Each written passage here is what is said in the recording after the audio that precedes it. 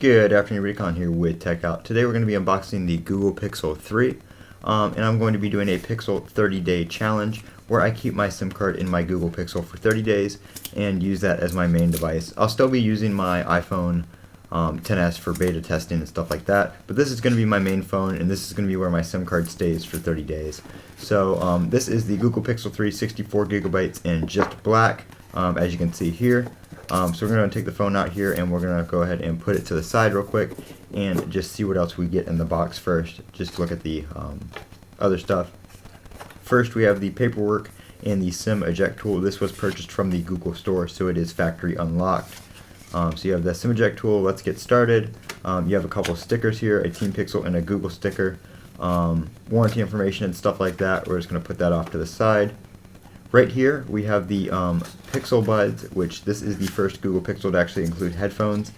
So they are USB-C, they have the remote and a mic on them, and I've heard they're actually pretty good headphones. I haven't tried them yet, but I've heard they're pretty good. And then we have your USB-C cable right here, pretty nice quality cable.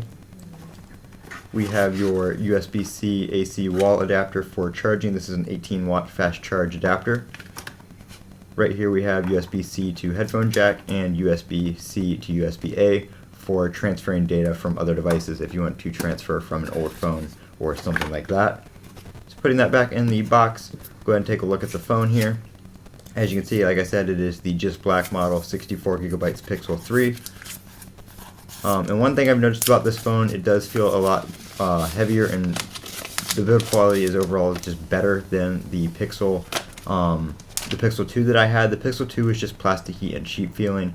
This one feels much better with the frosted glass back and has a little bit more weight to it. So that is the Google Pixel, and this has been Colin with Techout. Don't forget to comment, rate, and subscribe, and as always, have a great day.